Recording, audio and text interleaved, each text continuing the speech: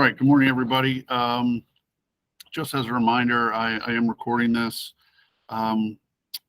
Let's see. There are a few things to hit today.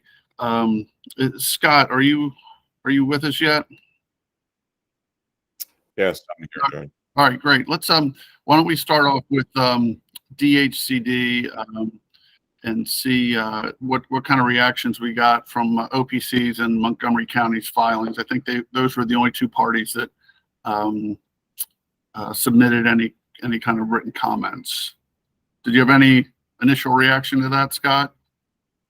Not much, other than with the legislation that was presented last year and approved, but vetoed by Governor Hogan. The goal was to include multiple sources, and this is a savings goal. It wasn't a GHG goal. The goal was to include, multiple sources, but the legislation was looking, for a statewide achievement. I don't know that, I can't say DHCD can support or not support whether Empower funds should be the only resource for this goal. In my personal opinion, the goal that we should be trying to reach with Empower would be using Empower funds. If we were to do that and the parties are interested in knowing, what other work DHCD is doing, I think we'd have the ability to be able to report other GHG reduction or abatement successes, with other funding sources, except we already kind of do that. We do report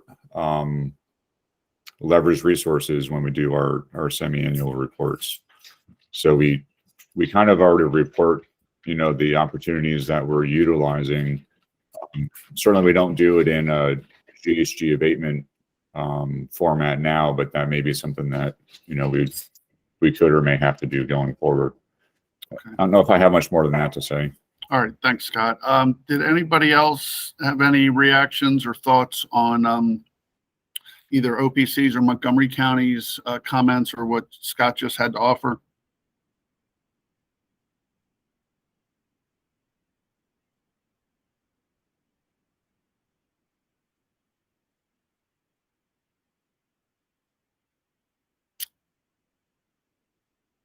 All right. Should we assume that folks need more time, or are we just going to try and go with something general in terms of a recommendation to the commission?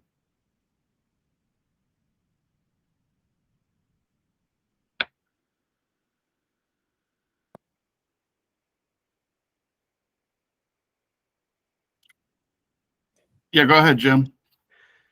Good morning, Your Honor. Jim Gravatt on behalf of the Maryland Energy Efficiency Advocates. And, we are still thinking about this, that the information that's come through, that's become available in the potential study and Mr. Loper's and team's work, it's a lot to sort through. Sure. But I also want to say, what happens in the General Assembly aside, we of course don't know that savings goal, that 1% of the low-income load, is a savings goal that OPC and the efficiency advocates first proposed about 5 years ago to the commission. And we spent a lot of time in work groups with the utilities trying to come up with some some compromise or some kind of proposal, and that proved fruitless, I would say. So I'm not sure that anything that's come forward has really changed our position from what we've been standing behind for the last 5 years. All right, and I would note that just to follow up on what you said, sir, about needing more time, OPC did indicate they need more time to evaluate specific goals. So maybe it's just another week or two, sir. So thank you. Yes, sir, Dr. Kowalja. Yes, good morning, Your Honor. Good morning, Morning, everybody. sir. It's not a specific goal that let me just repeat what I said sometime in the past. And this was an analysis we conducted based on a request from Jim. And that was to find out how much money comes out through the surcharge from the low income community from some 600,000 households versus how much money goes back in. And the analysis was pretty shocking in showing that the amount of money that we take out is significantly more than the amount of money that goes in. In other words, the low-income community is actually subsidizing the non-low-income community. So my personal opinion, even though I am the evaluator for DHCD, I'm presenting my personal opinion, the goal should be reached more from a practical approach and equitable approach. And that is, I think at a minimum, an absolute minimum, the budget for the low-income program should be $48 million, which is the amount of money that is the surcharge collected from the low-income communities. Anything less than that is not right. So I propose that as a floor from which we can determine the number of possible participants, from which we can determine the energy savings, from which we can determine the greenhouse gas savings. I propose to you that what came out of the potential study is very relevant to most of the Empower program components, but it's really not that relevant to the low-income program. In fact, I would probably say it's not relevant at all. Okay. And sir, you said 48 million. Is that correct? That is correct. Okay. I Yes. just want to make sure I had that number correct. All right. Thank you. All right. And I do remember that from our first go around, that study that you did, sir. So Thank you. So thank you. All right. Anybody else want to jump in on this? Hey, just a quick question. That's 48 million per year. I assume that's per year, correct, Sammy? Yes, Dan, sorry, that is 48 million per year. Okay. And could anyone remind us what the current annual budget is, or annual spending, I guess, for DHCD has been on average about? The 3-year budget's 84 million. So I don't know, it's too early to tell you what that is. Less than 30 million per year versus Right. 48 million collected. Yeah. Yeah, about 27 or so, 28. Thank you. All right. Thanks. Yes, ma'am, Nicole. Good morning. Sorry for the barking dog. Good morning, Nicole Zeiger on behalf of OPC. I think we can develop better goals with additional time, but we would need more than a week, maybe even 2 or 3 weeks.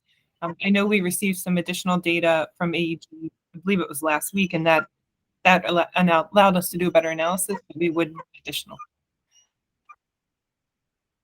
Okay. So, and that's fine. So Nicole, would you like to submit something by when? What would be like a reasonable date for you? I might say the 5th. If Dylan is on, he could join in because he's helping, of course, with the analysis, but that would be my thought. All right. It's okay. Garrett, I'll get you just 1 second. And Nicole, it looks like the way things are going, we're probably going to at least have one more meeting. And I'm thinking it's going to have to be the 5th. So ideally, if you could submit something before that, so folks could have a time to digest it and react to it on that Thursday. Garrett. Thank you, Judge. Garrett Fitzgerald with Montgomery County.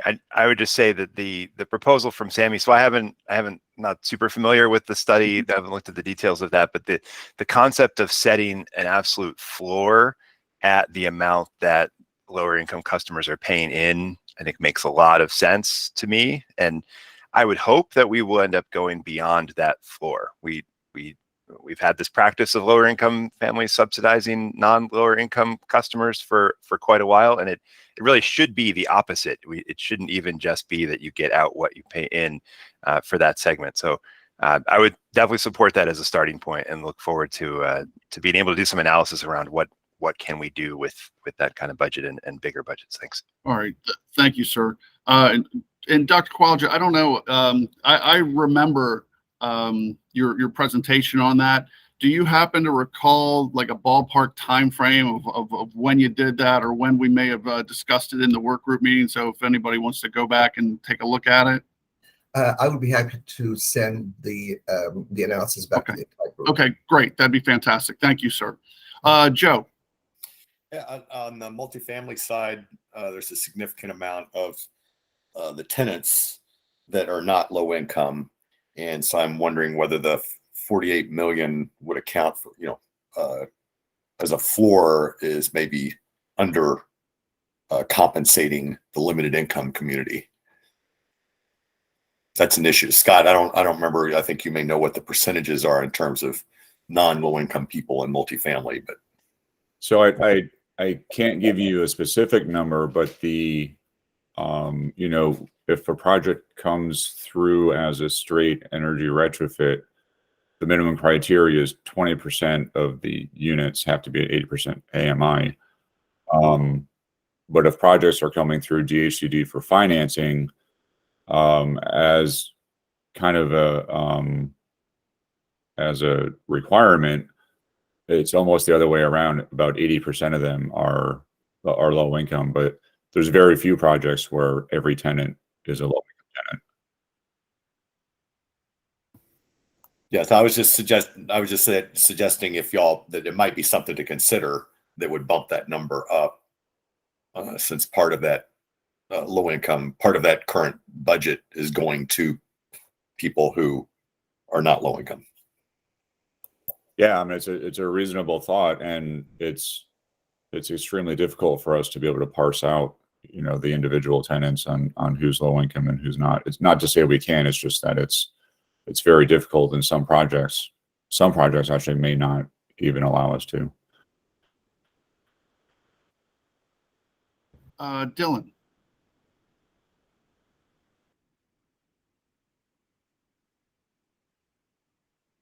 Dylan, if you're trying to talk, you're muted, sir. How's that? We got you now, sir. Sorry, I'm calling in from my phone as well. Having a little internet trouble, so hopefully there's no echoes. Can you hear me okay? Yeah, there's a bit of an echo, but we got you.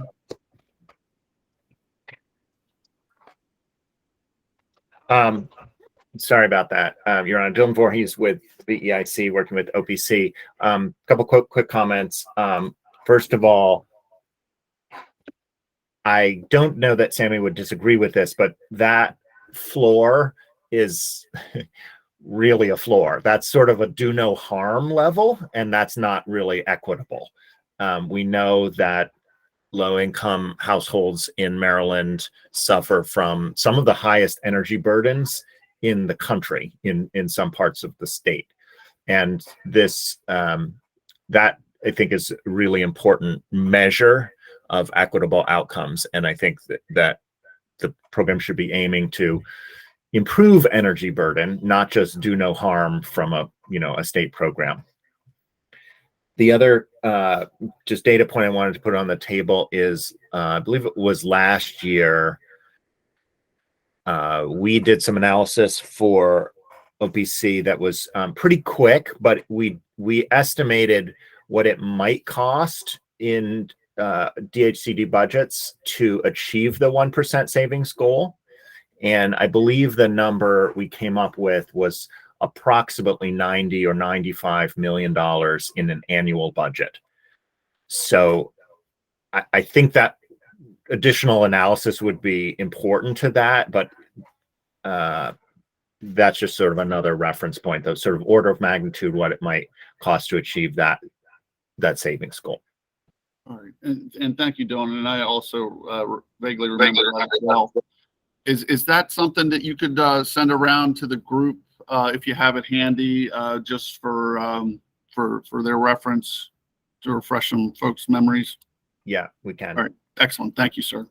All right. Yes, Mr. Hurley. Yes, Dan Hurley with Commission staff. Sammy, just a quick question. I'm trying to remember, and I can read about this when you send it around, but if you know offhand. So when we did the low-income money out versus low-income money in, was that just solely DHCD spend, or did we try to figure out if there's any kind of percentage from lighting programs that are, obviously as an upstream program are very difficult to track who's buying these bulbs, but Was there any kind of estimate given towards what limited income customers might be doing in the other non-limited income programs? No, Dan, thanks. That's a really good question. We did talk about it, but we really couldn't come up with a reasonable way to figure out of those upstream and midstream programs what proportions actually end up in low-income households. So you're correct. This is just the DHCD spending. Okay, thanks. I guess a kind of a general comment as we kind of move forward with this from my perspective, I guess, as far as like, I guess, goal setting structure or maybe even some theory is, I guess, we've had a lot of reports about income equity and energy burden. And I guess it's probably nothing, a big surprise there, but I guess the best way for Empower to address these issues is through the programs. I think we've read some things in the Apprise report that was filed that kind of recommended some potential income assistance going back to the low income customers. I don't know if that's the best use of Empower funds, but I think it's definitely an idea where if we can find a funding source that should be able to help improve that energy burden. Empower's way to improve energy burden is to lower their energy usage. That will help lower their burden. It's kind of throwing it out there for discussion, but if an Empower funds just go towards a bill assistance type program, I don't know how we're achieving potential energy savings and greenhouse gas abatement. So just kind of putting out there for comment for the group as far as what others might be thinking about what's best used for the Empower funded money. Thanks. Thanks, Dan. Yes, sir, Jim. Jim Gravatt on behalf of the Maryland Energy Efficiency Advocates. Dan, I agree with you on that point 100%. That's not what we should be using Empower funds for. Empower should be focused on reducing bills through efficiency and also focused on electrification, of course. But I think, I think that the incredibly important point raised in Apprise's analysis, the affordability study, and I think we'll see it in some other work that may be coming out soon as well, is that the more we can support the commission in looking at energy affordability as a very intersectional, comprehensive issue, I think the better chance there will be of addressing it, through regulation and for utility customers who are struggling, who are highly energy burdened. So Empower's not the place to do it, but when we're talking about Empower's role, I think it's also important to say, and this, and this, and this, because it's all related. Thank you. Thank you, sir. Thanks, Jim. And I agree with those points too. And Dylan and Dr. K, with your analysis with the 48 million and the 90 or so million, I can't recall, did you did that analysis include like a bill impact or potential bill impact? Because I know we've talked about like the customer charges and what those might look like. Yes, we have looked at the impact of the surcharge on energy burden, and we looked at the impact of energy efficiency on energy burden of those participants. And while I also agree with Dan and the use of the Empower money, but we just got to keep in mind that we're just really touching such a small slice of people. We're collecting money from 600,000+ limited income customers, and we're only serving about 5,000 a year. So something else is definitely needed. And where the source of the money comes from is really not my call, but it is absolutely a necessary policy component. All right. Thank you. And sir, do you know off the top of your head what like a $48 million floor would look like in terms of the Empower charge?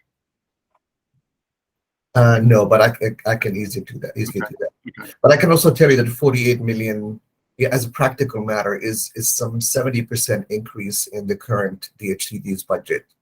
Okay. Well, I really do. I agree with Dylan that this is the absolute minimum. It should not be do no harm. It should be a whole lot more than that. But just as a practical matter, we should keep in mind the impact of delivery of these programs. 70% increase in budget is significant. Understood. Thank you, sir.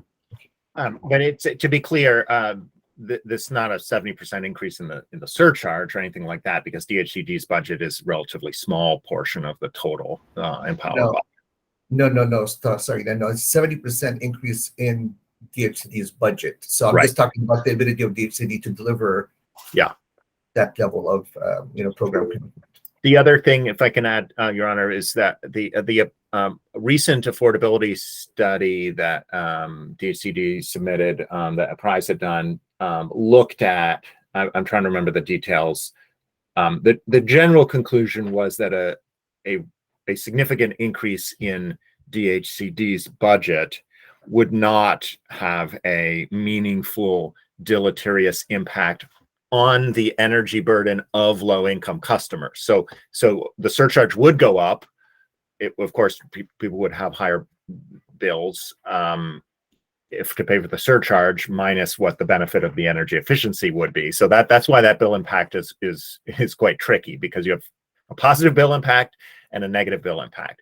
But the conclusion was, Scott can correct me if I'm wrong, or anyone else, with regard to low-income customers, there would not be a significant deleterious impact on energy surcharge if they had to pay a slightly higher surcharge in order to receive, those benefits. And I would just confirm that that's how we understand it too, Don. All right. Thanks, fellas. Garrett. Thanks, Judge. And I apologize that I bring a little bit of ignorance to this conversation, as I'm still relatively new to this group, and I'm curious. I live it every week. Don't worry about it. And by the way, it's a joy watching you battle the light sensor in your office to keep the lights on.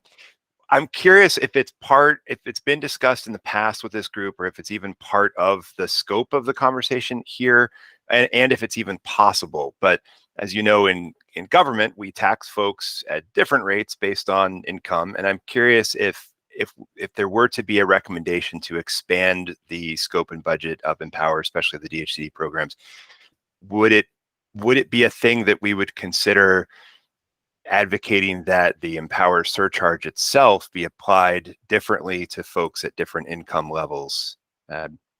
Could we raise the overall surcharge but not raise it at exactly the same rate for all customers, and allow lower income customers to pay a lower surcharge, and have that be part of the analysis that we do of the potential budget impact of a larger goal for Empower and a larger scope of activities? And apologies if this is something you guys have already talked about, or if this is not the right place, but I'm curious, and maybe folks who know more about this could follow up with me individually offline to educate me on this, but curious if this is something that we might talk about. Thanks. No, it's a good question, an interesting concept. I can't recall if we specifically talked about this or not, at least in this forum. Dan, you guys have talked about similar things before in other work groups. Is that correct? I think the issue here, and I'm not a lawyer, so this is my fake lawyer hat, but I think we have something in the statute about discriminatory rates for the same customer class.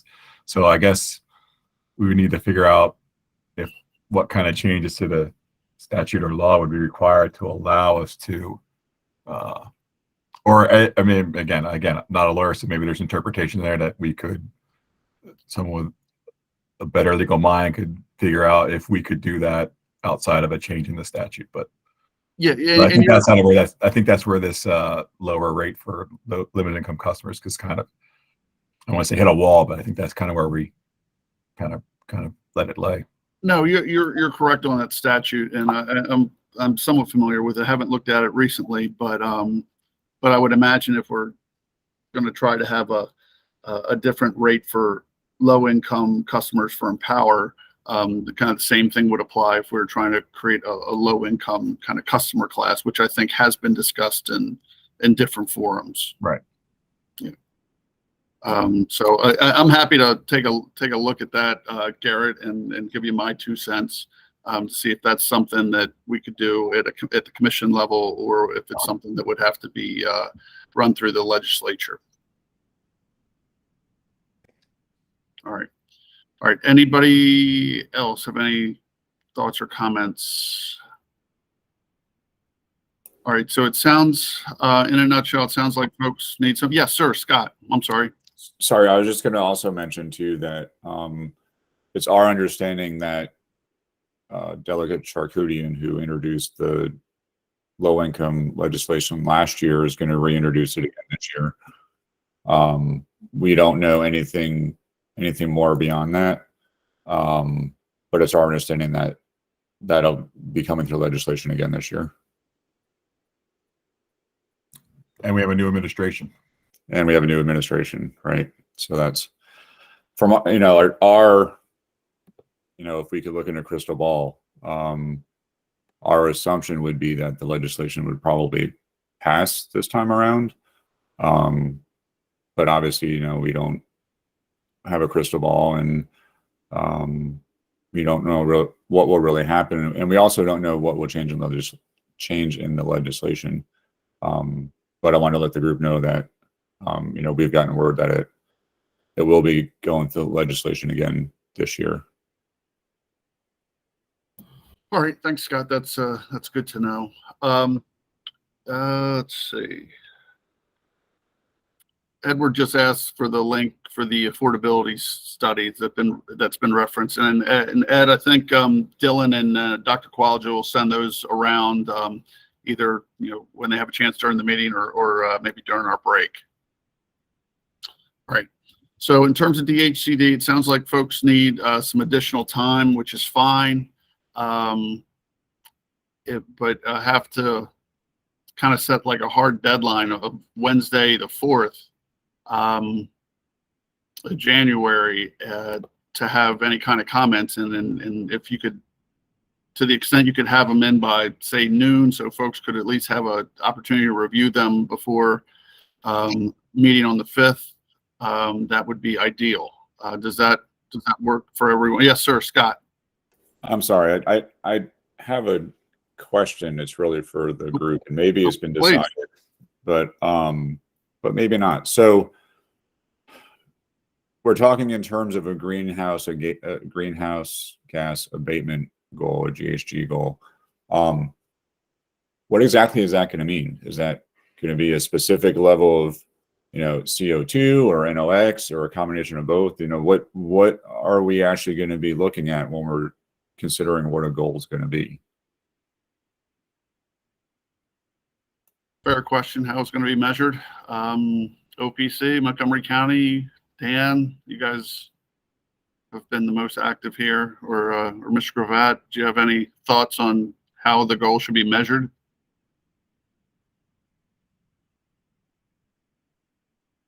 Go ahead, sir. Yeah, this is Dylan Portis. Scott, I think there's a couple of things that have been decided. Measuring GHG on a life cycle basis. I think there's a consensus that should be the form. I think that we have a methodology for estimating GHG emission impacts from electricity and gas, and those will likely evolve over time. Already we heard from Joe and his team that there's some, there continues to be sort of latest and greatest, inputs to those methodologies. But I think we have those methods generally in place, and over the beginning of next year, I think Joe Loper's team will kind of refine that and document that. I think some of the questions you raise or implied are things like, should there be promotion of electrification? And that's I don't know that there's consensus on that point, or I'm not really sure where all the parties stand. You saw from the comments Nicole sent around that OPC believes that electrification should be allowed and encouraged, and goals should be built on that, including for DHCD. So that's OPC's position. So those are a couple of things. I don't know if there were other parts of your question. Yeah. So what I'm thinking is, GHG is a pretty broad spectrum. There's a lot of emissions in GHG, and so how are we going to identify what that GHG is? I know there's processes and procedures that are in place, and there's I don't know. Sorry, I lost my train of thought there, but you know, within the GHG realm, you've got CO2 and you got NOx and you've got all these other gases.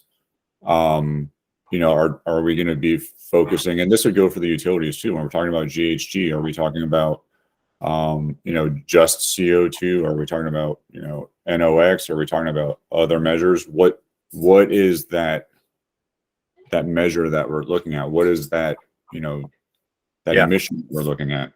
So my understanding is that with regard to energy related emissions, so the combustion of fuels for energy, whether on site or in the electricity generation, that you would include that our methods include all of those. And that I think is pretty well established. And I see Mark Stewart from MDE commenting in the chat box. It's all sort of put in terms of CO2 equivalents. The question gets more difficult when you're talking about non-energy emissions.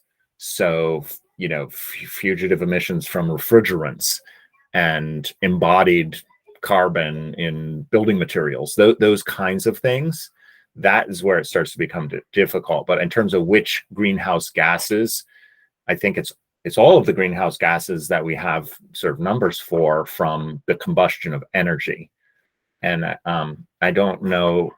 I know that the goal framework allows for non-energy greenhouse gas reductions. I don't think we've really heard from the utilities or from DHCD any kind of ripe proposals for capturing those, like refrigerants, but I know OPC is open to that, and so I think it's possible.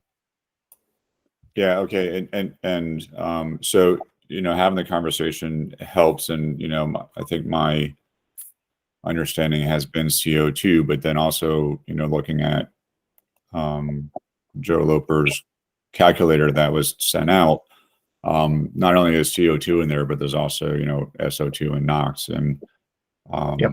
you know, my thought was, you know, are we also looking at those other emissions as a way of describing what the goal would be, or is it going to be, you know, is the CO2 abatement going to be the number that we look at as the goal number?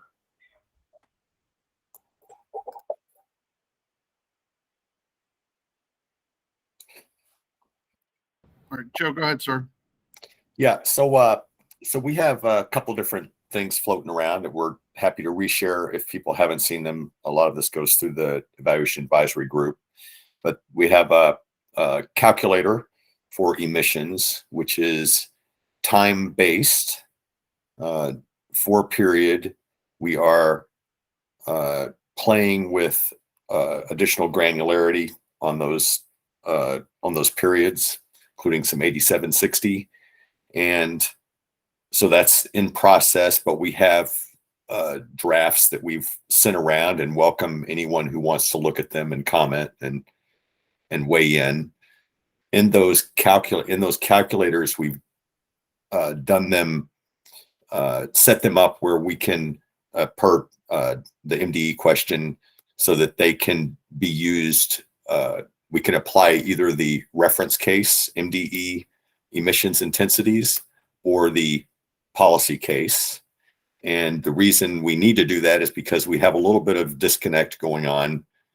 We have a potential study which is based on the policy case, and we have a goal, or the emissions benefit, which this work group agreed to last year, which was based on a reference case, and that was explicitly agreed to. And in terms of these other emissions, so we have that calculator is just for CO2 emissions. So as Dylan says, that's just energy, the emissions reductions resulting from lower consumption of electricity, gas, or other fuels. Where the other emissions do come in, the SOx, NOx, and particulate, what are called criteria air emissions, those are included in our non-energy benefit. And that non-energy benefit is calculated based on the megawatt hour consumption reduction. So we don't do an emissions count to then convert to the emissions benefit. It comes to that emissions benefit is calculated directly from the reductions in megawatt hours or therms or other fuels. And so that emissions benefit, Scott, includes, as I think you know, the CO2. It includes methane emissions from pipeline, and it includes those 3 criteria emissions, and that's all that adds up to that 9.5 cents per kilowatt hour, or whatever that we're currently have everyone's agreed to. So does that kind of give the lay of the land? Yeah, I think that's helpful, and I appreciate kind of the explanation with Dylan and with yourself. So that's helpful. Thank you. And so to Chris, I think that was Chris from MDE. We're happy to, if you haven't already seen any of these calculators that we're tossing around, I'm happy to share it to you. All the formulas are, wide open for you to look at, and the assumptions. We've tried to coordinate with MDE on stuff, but there's definitely been some. There still could be some issues, and so I definitely want to hear about them if there are. Go ahead, Garrett. Thanks, Judge. Just one more question on what kind of input we're trying to all share and get to here related to the DHCD goal. So clearly there's an overarching greenhouse gas goal, an aggregate goal for the DHCD programs. I guess my question is, I'm sure that DHCD will want to set some additional goals, whether it just does that internally for its programs or whether that's something that we do at the kind of portfolio level related to how many households are we serving? Is there also an energy savings goal? Are there cost effectiveness goals here? Are there, cost savings per household goals? That are we aiming to comment on any of that stuff at this stage, or are we just talking about how to set an aggregate greenhouse gas goal for DHCD's portfolio? Thanks. Well, I'll just throw out here, I guess at this point, the commission's ordered DHCD to achieve a GHG goal. I can tell you historically, you all know that DHCD has not had any goals until 2024. We've always had forecasts, and we've always tried to reach our forecasts, whether it was energy savings or households or spending. We are always looked at, you haven't spent your budget, you haven't gotten to the number of units that you forecast. And so, everybody is always looking at the forecast for all of the numbers that we have. So I think, Garrett, as we're planning for the next cycle, once we have a GHG goal that we're supposed to achieve, that's what we're going to be looking at achieving. We may or may not achieve the number of households that we forecast to achieve that GHG reduction, but we're going to have to forecast, some number. The goal is going to end up driving, all the other forecasts. I don't think, we're not going to aim for reducing any individual's burden, from one level to another. That's, again, that's right now, that's not one of the goals that the commission has said, DHCD needs to do. It's a conversation we can have while we're developing the programs, but I think it is unlikely that it'll be, one of the considerations as we're developing the programs. But that could change. That's just, my thought right now. Does that help or answer your question, Garrett? Yeah, thank you very much. Sure. All right. Anybody else want to weigh in? All right. So, Dylan, can you work with a June or January 4th noon deadline and obviously anybody else who wants to submit comments. Does that work for you, sir?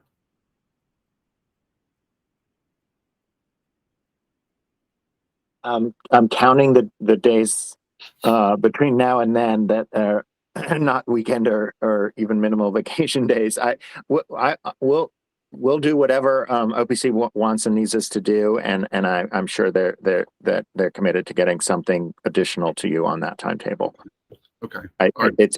It seems a little bit unlikely that it will be a hard position on to the 10th decimal point. This is what the GHG goal should be, but I think additional information, and as a couple of folks have commented so far, we're also looking for whether the legislature will say something that could trump all of this in terms of what the savings goal should be. Yeah, that's that very well may occur, but we probably won't know until April. So yeah, okay. And I know the turnaround time sucks, just because we've got a January 13th deadline. So anybody who wants to comment on DHCD goals, or I'm sorry, greenhouse gas abatement goal, please circulate those comments no later than January 4th at noon, and we'll plan on meeting January 5th to discuss those. All right.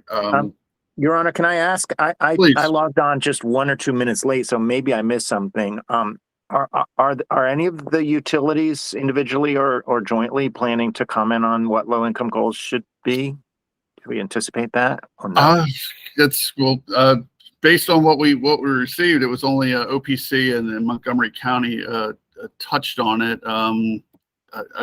From the silence, I don't know if they're waiting to see what folks are saying here today, or anybody from the utilities want to weigh in?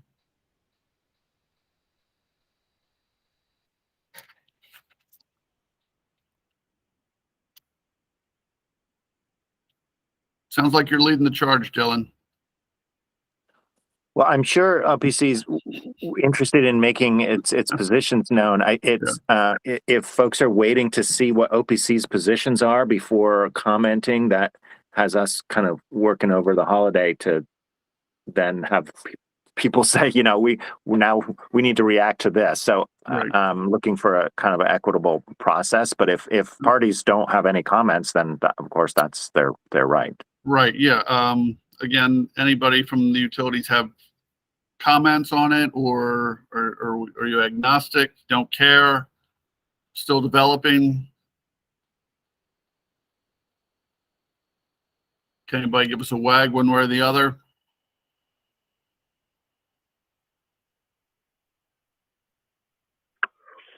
Yeah, good morning, Judge. Jeff here at SMECO. Completely agnostic here at SMECO relative to DHCD and their goals. We've tried to stay away from commenting on their goals in the past, and we'll do so in the future. Okay, thank you, sir.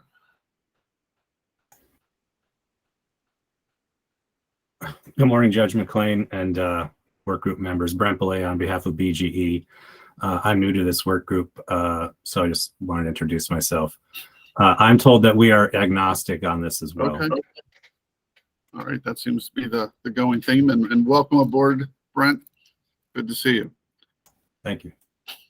All right. I don't know if that helps you or not, Dylan, but yes, I appreciate that. Thank you. All right, good. All right, thanks, fellas, for weighing in there. All right, so why don't we move on to yes, Tunde. Yeah, this is Tunde from MEA. I'd like to say that I do agree with Sammy and Dylan as regards increasing the DHTD budgets, at least to make it more equitable. My question is for Sammy. Increasing the budget, what kind of, I think Dylan touched on this as well, but I just want to hear from him. What kind of impact does it have on the Empower surcharge, if any? What impact would increasing DHCD budget have on the surcharge? Let's say a 50% increase, for instance. Okay, well, I can give you some rough numbers, but I need a little bit more time to do more.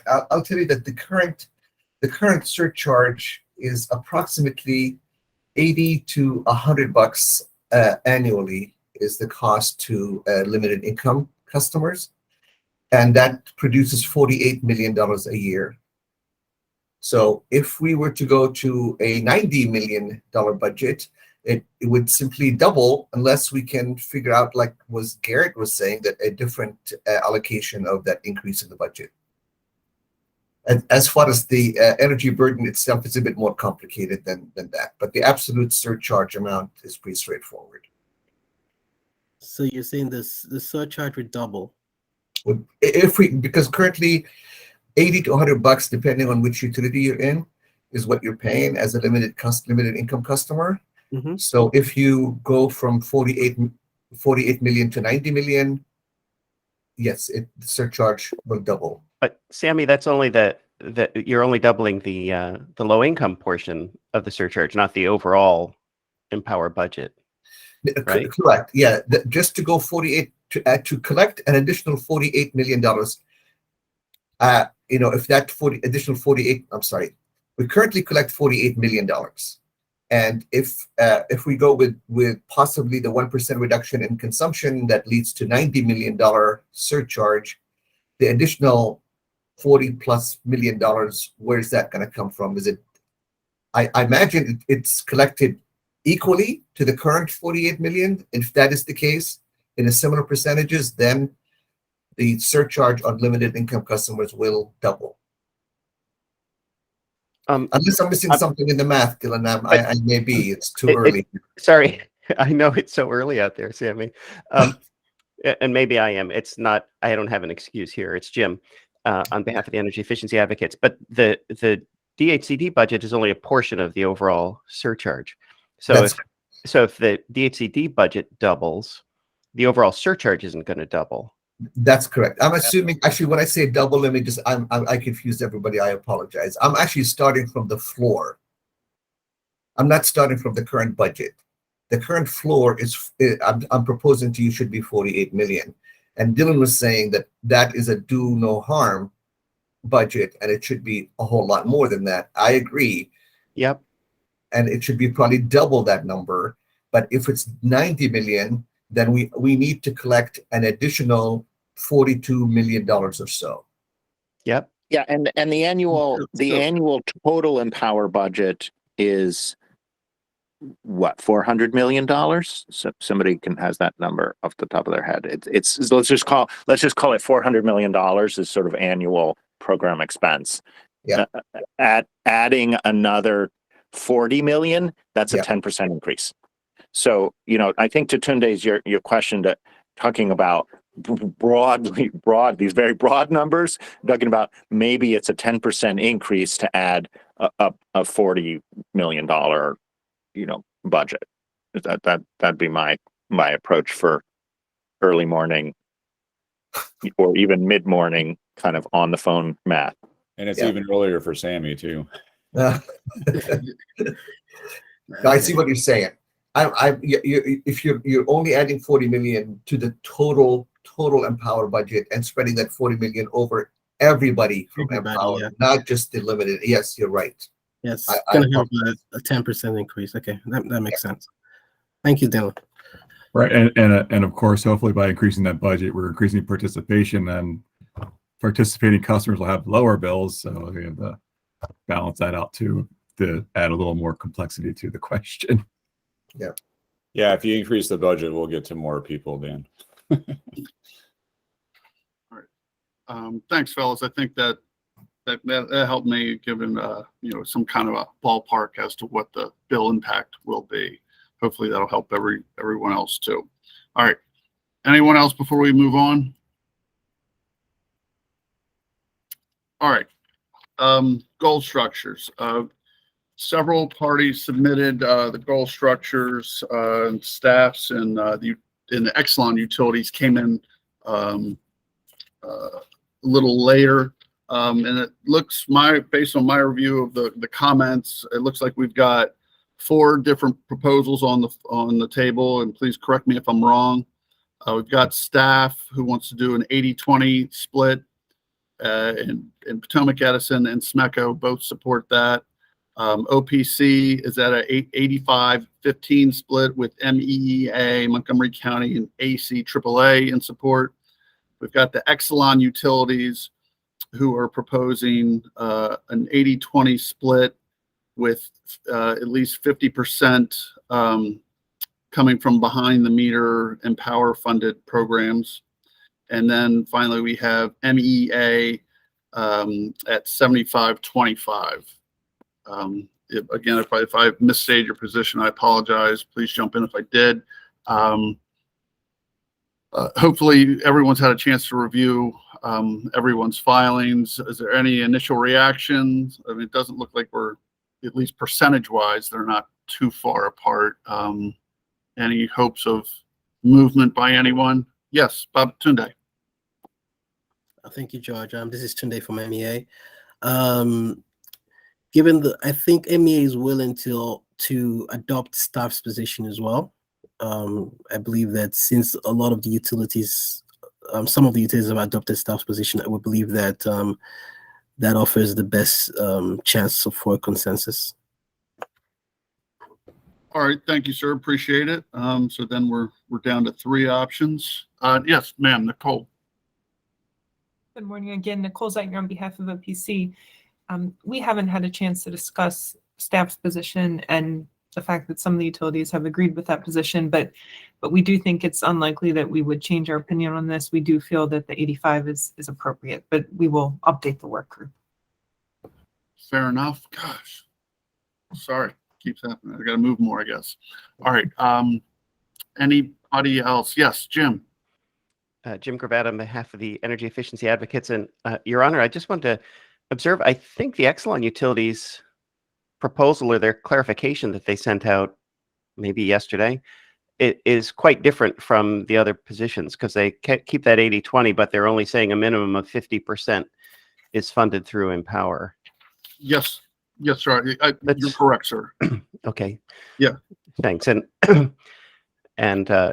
yeah, I mean, with the I haven't had a chance to consult with the other advocates here yet, so I'm not quite sure, but I do appreciate the utilities that have signed on to staff's proposal. Right. And I guess we talked about it last week. I guess the goal is a little slightly different than what was set forth in the commission order. All right. One utility that's out there I didn't see anybody weigh in on, it was a WGL. Do you have a preference? Anybody out there from WGL? Hey, good morning, Aaron. This is Josh from Washington Gas. Preference for the low income goal or the 80-20 goal? 80-20. I'm assuming you're agnostic on the DHCD. Yeah, that is correct. Yep, we're going to follow suit with the other utilities and remain agnostic with the low income goals. Yeah, in regards to the 80-20, we're still thinking about it too. I think a gasoline utility is in a different position than the electric utilities. So understood. The conversation's not entirely relevant. So but yeah, we're still thinking on it. Okay, fair enough. I just wanted to give you an opportunity to weigh in. Appreciate it. Anybody else?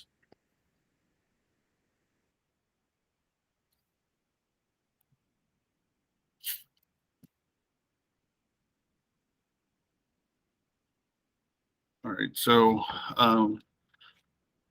so we're down to 3 options, and it sounds like some folks need some additional time, so we can circle back to the goal structure, to the percentages.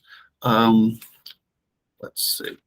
One question I had was, and I think the utilities were the only ones who specified their percentage. Does OPC or staff have a thought as to what the minimum of Empower funded behind the meter energy efficiency programs should be? And that's in the first goal. So, Your Honor, this is Dylan Voorhees. That's the 85%. It from OPC is the behind the meter percentage. I don't think OPC took a position on the other amount that's in that number one, which is behind the meter plus. It's front of the meter community programs. Plus Empower. I mean, excuse me, plus behind the meter, right? Yeah, That's that first number. Yeah, it's at least X% of the utility's greenhouse gas abatement goal be achieved through behind the meter and front of the meter community programs funded by Empower based on the study, and the minimum of X% of Empower funded behind the meter energy efficiency programs. Yeah. Okay. So OPC's position was that second number should be 85%, the behind the meter only. And I guess that's I think an important distinction. Maybe Dan, you can clarify that staff was proposing that first number be 80% with an emphasis on the fact that the community funded resources would be Empower funded. Dan, can you? Well, hey, Dylan, before I let you go, so your second number is 85%, and your first number would be what then? Something more than 80. Something more than 85. Okay. Yeah. All right. Okay. I'm sorry. Brett, I'll get to you in a second. Dan, do you have a response to Dylan? Our 80% was Empower funded programs. So it could be behind the meter or community based, but as long as they're funded by Empower. Haven't have a strong percentage of that, but I think we were leaning towards, within an 80%, a large amount of that was going to be from behind the meter, but I don't have that percentage. Yep. Okay. Right. It wasn't meant to be like, we're not trying to, we're definitely leaning for a majority of that 80% to be behind the meter and traditional power type programs. Okay. Yeah. I'm just trying to make sure we've got folks, it looks like we need 3 numbers for the first 2. So I'm just trying to make sure I know where everybody kind of stands. Brent. Yeah, thanks. Good morning, Judge. I just wanted to ask you if now would be an appropriate time to kind of explain the joint Exelon utilities filing, if you'd like, or I can do that later. No, that's fine. Please do. Okay. Sure. So as you guys saw, if you've seen the comments, our position is that there should be flexibility in how we move forward, and that's because some of the things that the state is talking about doing, more building electrification, transportation electrification, could have significant impacts on ratepayers. And so we are concerned with being locked down to having to promote those initiatives through the Empower surcharge. We're very concerned about the potential sudden and severe increase in the surcharge that could occur if the programs had to be funded through the surcharge. And BGE is looking at rate base because that is a way to smooth out and extend the payback period for some of these investments, and that's different than the traditional Empower. And so that was one of the main points of our comments and our concern with trying to lock this down. We think it's premature to do that. We think it won't be in the best interest of Maryland ratepayers to do that. We think that cost recovery options need to be more broadly considered beyond just the Empower surcharge. And so those were the main thrusts of our comments. We put the carve out for behind the meter energy efficiency at 50% because it seemed like the stakeholders were concerned that we were giving up on traditional energy efficiency measures, and that was not the intent at all. We put that in there so the intent of that is 80% of the Empower goal towards greenhouse gas reductions would be from behind the meter or front of the meter community resources, like was put in the order. But of that 80%, 50% would be from behind the meter energy efficiency measures. And then the 20% for the rest of it is kind of the same as I think we've had. But the main point is we do not think it's in the public interest to try to lock down these percentages or to tie ourselves into a particular cost recovery mechanism at this time. And so we strongly urge that we not do that. All right, thank you, sir. Don't go anywhere. Got a few hands up here. We'll go Joe, Jim. I'm sorry, Joe, Jim, and then Tunde. Joe, you still have a question, sir? Yes, I do. All right. Actually, a couple just to get some clarifications. So I guess for Brent, I don't understand where the source of funding issue is playing into this, since the front of the meter, I haven't heard any discussion of the front of the meter having to be funded through the surcharge or any other sources. So I'm still confused by that line of argument. But also, I wanted to make sure I was clear on staff's position, which I think several people, which at least SMECO and some others have signed on to. And I believe a key part of that, beyond the 85%, which almost makes the 85% or 80% irrelevant, was that the 15% or 20% that is allowed to go to the front of the meter can't displace the energy efficiency and possibly, I guess, electrification if you included those programs.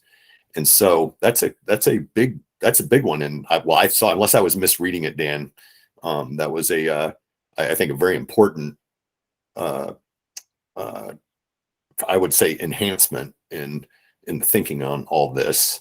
And then finally, how do you decide what an 85 or 80 or whatever is when you haven't dealt with some of these big issues that Dylan's referring to earlier, such as electrification?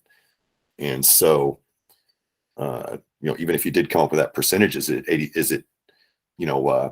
85% including electrification or not including electrification? And with electrification being basically in GH as part of the target, I think it was roughly equivalent to the EE and DR together. Then it seems like that's a big open question that you have to discuss before you can really have a strong discussion around specific numbers. So those are questions. Hopefully those came out as questions, because I'm still a little confused by them. All right, Brent and Dan, why don't you take a stab at responding those? Sure. Thanks, Joe. I think, I think the parties in there was a consensus document filed with Judge McClain that I saw back in April or before April of 2021, which was attached to the work group report that was filed with the commission on April 15th. And that document seemed to define the different tools, I guess, that we're looking at to try to, that would be within Empower. And behind the meter is defined in that. And one of the categories of things included in that is electrification, beneficial electrification. And switching from fossil fuel to electricity. So when we looked at this, we view that as potentially building electrification, transportation electrification, and we don't think it's appropriate to lock down the attempting to achieve those goals through a cost recovery mechanism that could only be a surcharge.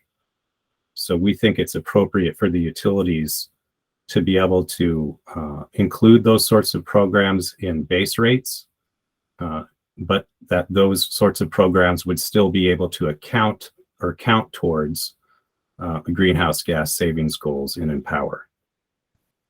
I see. So that's very helpful. So this is around electrification. If you don't want to be the electrification to all be going through a surcharge and then counted towards a goal. So that goes back to the question of whether electrification is included in that 85% or not. And sounds like you're saying it should, or there should at least be flexibility around that electrification component. Yes, Yeah. And again, if you look back at this consensus document, that's how I read it. That, you know, we defined what is included in behind the meter measures, and one of them was beneficial electrification. So I guess that goes to my question to Dylan is, or others, you know, how are you dealing with this electrification, or when? It sounds like it's kind of it's the tempest in the teapot or something. But before I do that, can I just, and then I'll stop talking, Judge. Dan, am I interpreting y'all's filing correctly? That at the end it separates, that basically doesn't allow the energy efficiency component to be displaced. Yeah, so we, at the end of our email yesterday, I think it's more trying to throw out a position of discussion for compromise, is just, you know, when we set the percentage, and then on the Empower funded side at the 80%, if we get a number, then that number is going to be the number no matter what happens on the 20% side. If there's some newfangled technology that might, you know, jump to 20% on that side, I mean, we're not going to, if it's something that's workable and usable, we're not going to just decide to shut it down because, oh, you're going over 20%. But we're going to try to keep the 80% side with the Empower funded as a more of a lot goal. And then if we get into discussions of performance incentive mechanisms and other things, we're going to focus them on the Empower funded sources. Got it. All right. Thank you. Dylan, did you want to jump in, and then I'll go to Jim and Tunde? I haven't forgot about you, sir, or gentlemen.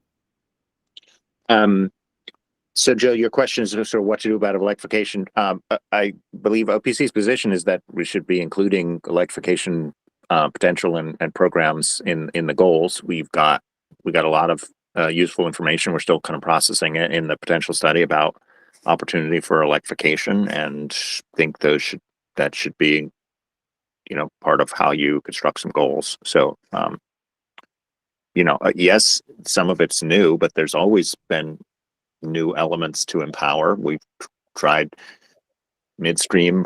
We've tried, you know, different strategies. We've had the gas and electric utilities coordinate their programs on new construction and retrofit. We've always been trying new things. It's a big, important new thing. But to me, it doesn't follow that you wouldn't set parameters. And I guess I'm sort of stymied by the Exelon position. It seems contrary to the previous consensus that we should establish these goal frameworks. But Dylan, if the concern is the source of funding, are you saying that the electrification could be counted towards goal, but it would be could be funded outside of Empower, outside the surcharge? So I don't think we've had a lot of conversation about that. I think the presumption was we've been talking about Empower funded behind the meter electrification that would sort of function very similarly to how we do energy efficiency. But why? And so why, if the utilities are proposing that they are going to be doing electrification through rate base or other sources, why would you want to force them to do it through the surcharge in effect? I'm not arguing. I'm just. I don't think that we're.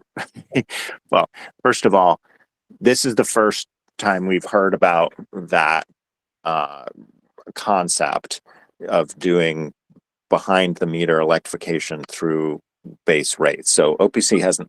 We haven't had a chance to talk with OPC about that. That's a new thing, and I'm not quite sure why you do that, but that's a separate conversation.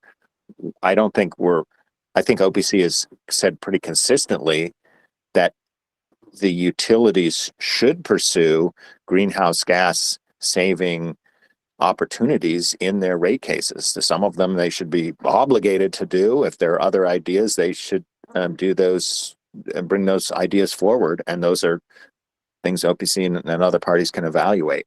I don't think we're taking anything off the table by saying we think the goal should be set based on the ability of the Empower programs to pursue electrification.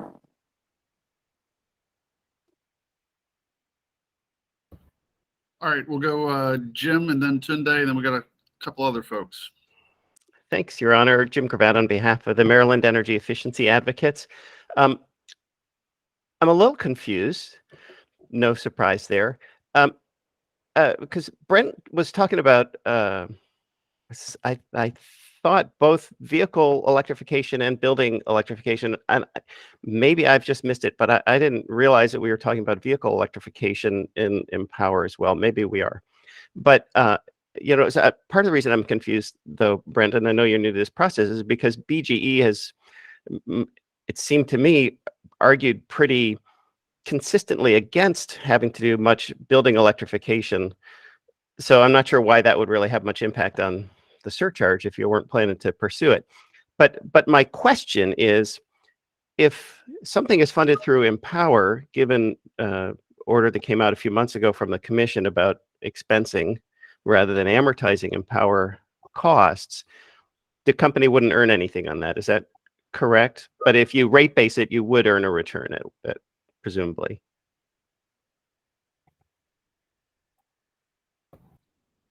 That is a question, actually. No, Brent?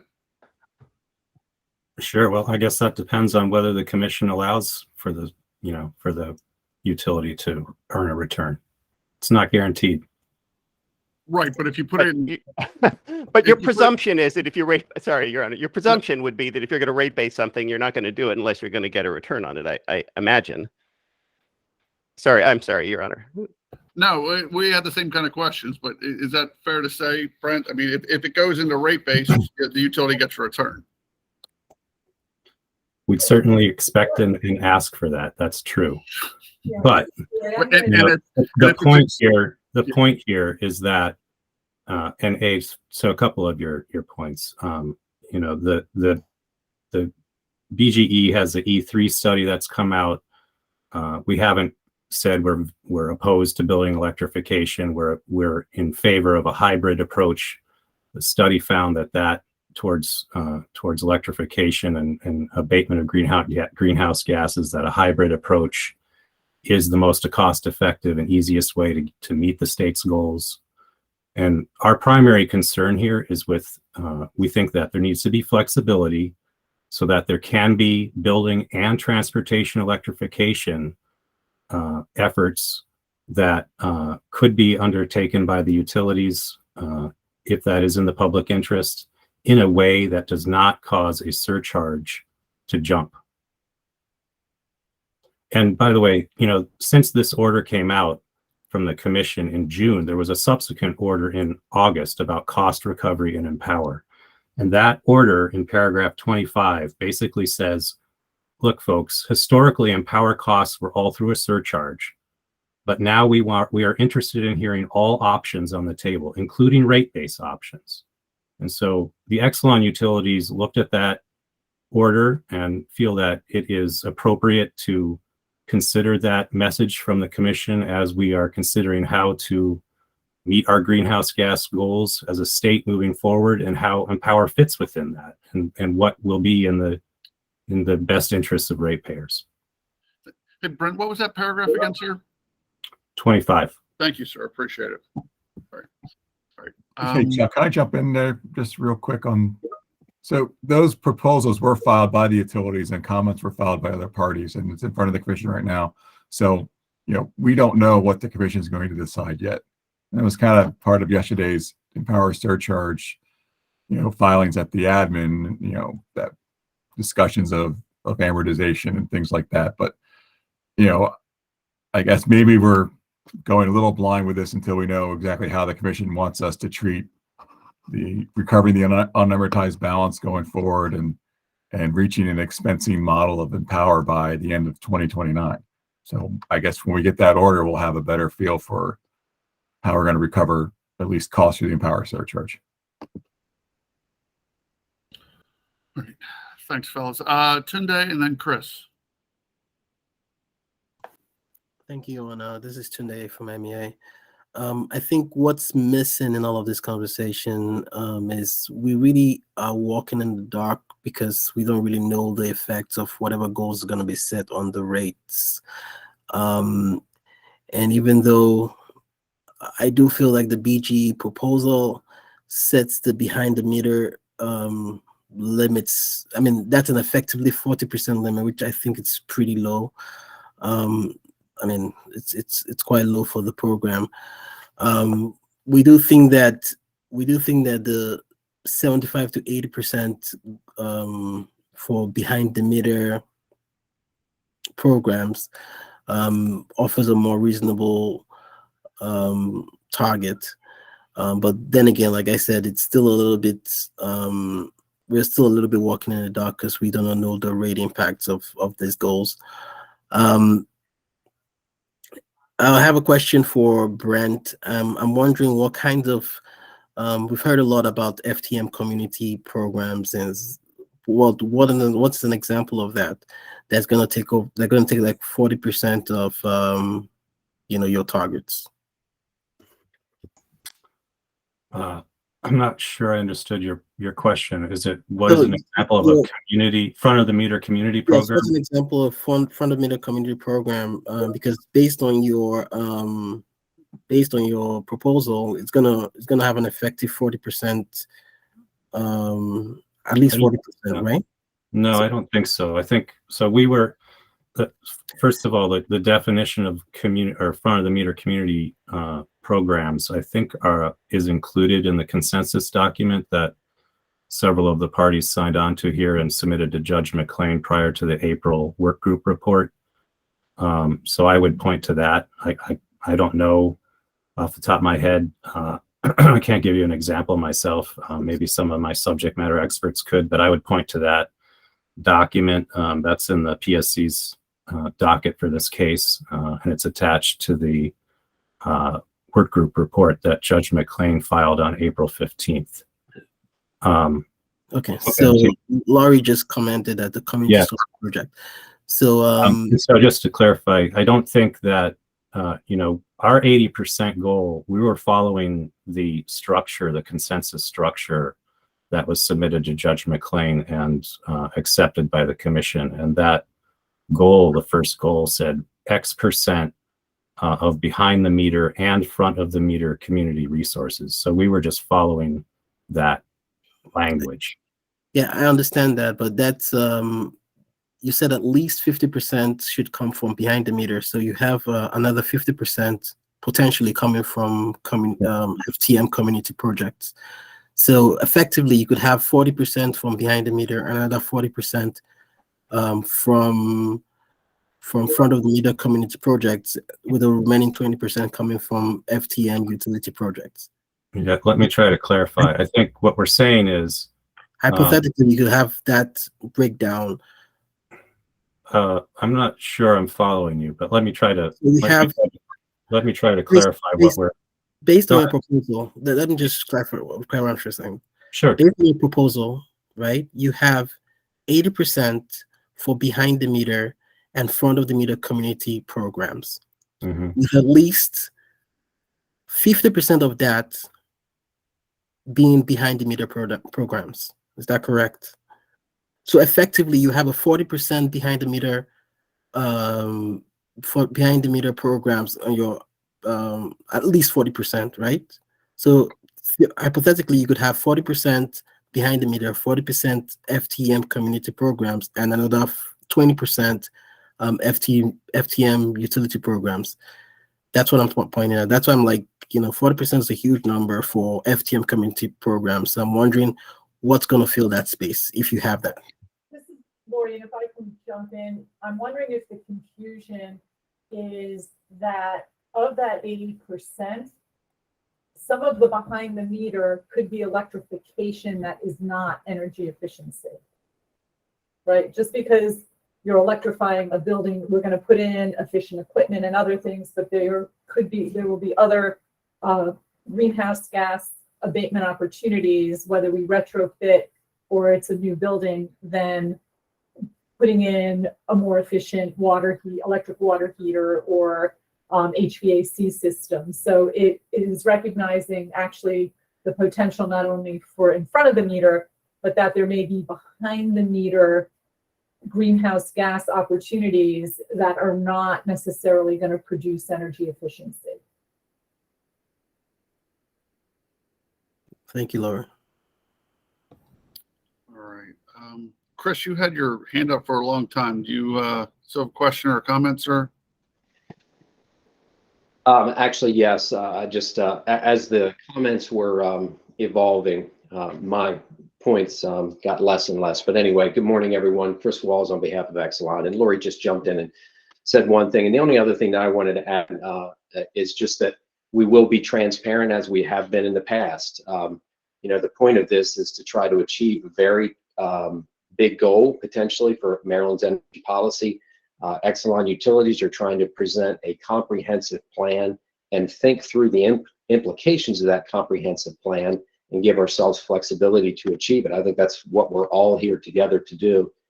We're of the same mind, being transparent about how we're delivering that and how we intend to deliver it. We don't know everything right now, and certainly you could argue the landscape has changed a bit since the original discussions. We've been in many planning meetings over the last several months, and some of these ideas are coming to the fore. So that's why, that's in part what's driving our approaching all this too. So thanks for giving me the opportunity, Judge. Thank you, sir. Joe. Yeah, last night Christine sent a worksheet around to everyone that was this the abatement summary based on the adjustments to the potential study, and in that she calculated the budget impacts for each of the scenarios. This is based on costs that are 30%, that admin is 30% of the incremental measure cost, and rebates are 65%. And Christine, can I just confirm that that's the case for these budget scenarios, that you I thought we were doing an adjustment also. We do an adjustment in the in the fourth scenario. So the first three are completely based off of what AEG did in the potential study originally, and then the fourth scenario I do it based off of the program costs that we calculated from the 2021. Okay, excellent. We should make that clear in this sheet. So, but the bottom line here, to address Tunde's question about how can we have these discussions without budget, it is significant. So the budget impacts, just looking at the efficiency programs, the C&I and res sector, the economic potential, kind of no matter how you cut it outside the, whether this is not max achievable, this is economic potential. We're talking $2.6 billion a year, or in 2024. So we're talking a six-fold or so increase in the 2024 budget, assuming 400 million is the status quo. So there's we were unable to. Christine can walk through this now or later for you, this sheet that she sent out. I think it's kind of important, but we would have to do some real fudging to get to the max achievable or the business as usual achievable. I think, Christine, the max achievable is 65% or something of economic. Is that right? Do you know those potential, just in the AEG numbers, just to ballpark it? I can calculate that real quick. Okay. Yeah, well, she can give that to us real quick. So it's going to be, if you look at max achievable or business as usual achievable, you're going to have some reduction, but we're still talking a pretty big lift on budgets. So that's to address Tunde's question. Yeah, Mr. Gravatt, yes, sir. Sorry, Joe, that last thing you said, and thank you, Jim Gravatt, on behalf of the Maryland Energy Efficiency Advocates. I guess I want to preface and say, Joe and Christine, thanks for all this work. But then I want to say, you said it's a big lift for business as usual, but business as usual, and I watched the recording from last week. You had this conversation with Dylan. Business as usual, the starting assumption was the same budgets. So how could it cost more money? You may not know the answer to that. That may be an AEG question, but yeah, it may be. And we don't. What AEG would have done if they would have done all these other adjustments. What AEG would have done with BAU and max achievable, I can't say for sure. All I can do is say what we could do, really, at least in the very short term, without a lot of back and forth with AEG on it. would be to say, just use the ratios of their max achievable and BAU achievable relative to their economic. Yeah. And so, but we didn't even do it here in the sheet we sent around. We didn't even do it because it is such a fudge. It's a bridge too far for us. Although if people tell us, I'll give people a number, one way or the other if people want it. Yeah. So, but in terms of it's a totally fair point, and I think ultimately, if you go a business as usual case and you're just looking at you can't. What we have done, we've not put any sort of constraints on the budget when we run the numbers. We're just taking everything, putting everything in until the sector level cost effectiveness is until the sector level is no longer cost effective, and then we stop adding stuff. And we've applied the net to gross, and we've taken out lighting, and we've taken out desktop computers for the C&I sector, and this is where we land.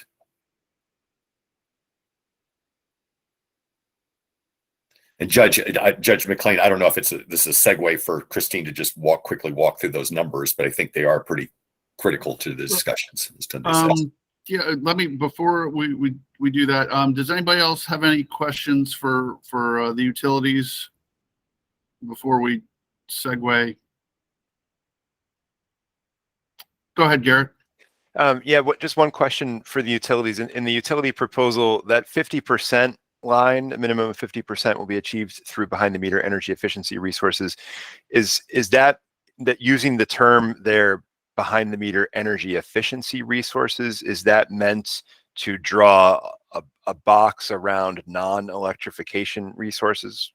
So we're effectively saying there a minimum of 50% will be done through things behind the meter that are not electrification and are other energy efficiency, and electrification would fall into whatever we do beyond that 50%, or is that meant to that term behind the meter energy efficiency meant to include electrification there? Hi, this is Brent, and no, it's not meant. It's not meant to include electrification. It's things other than electrification. It's meant to refer to more traditional energy efficiency measures that we've historically used in Empower and would continue to use going forward. Got it. Thanks. Yep. Judge, yes, go ahead, Joe. Yeah, can I make one follow-up observation for Jim? If you go to a business, I'm just trying to figure out ways to kind of ballpark stuff given our timeline. And if we look at our economic, where we've made all the adjustments, taken out the lighting, taken out the desktops, used our historical admin cost per, relative to incremental measure cost. So all those adjustments, are the major adjustments that we would make. We're at about 2.6 billion. If you were staying as just a rough idea, and that's getting that gets you in 2024 550 or so, 525 tons of GHG, and so or 5.2 million tons of GHG.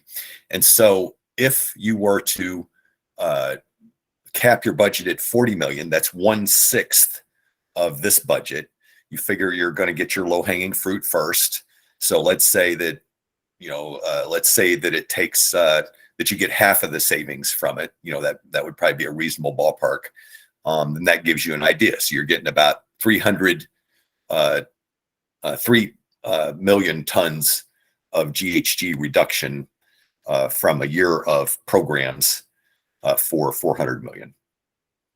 So that's just, Jim, I know this is crude, rude, and lascivious, but this is kind of where we're at right now, unless we really dig in. And it would be a considerable dig in just understanding what exactly AEG is doing to get, to these, to roll up into these various scenarios.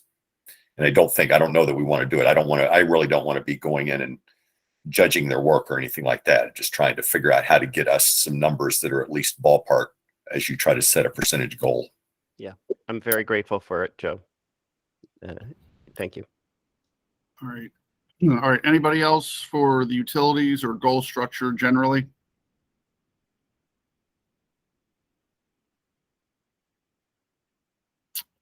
Okay, we can circle back if need be. Christine, you've been volunteered by Joe to run through your figures? Sure thing. Let me just share my screen.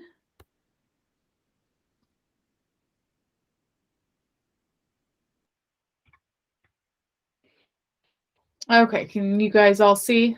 Yes, ma'am. Okay, great. So just high level, what we did here was we took the data that the potential study folks over AEG provided, and we just made a couple of adjustments and kind of calculated two different scenarios on top of theirs. So if we look at this chart right here, this kind of summarizes everything. I resummed their data based on sector as opposed to, I think they had it broken out by electricity and gas. So the blue is residential, the orange is C&I, and then the gray is the low income. And this first scenario is the technical potential exactly as calculated by AEG. So that should match their numbers.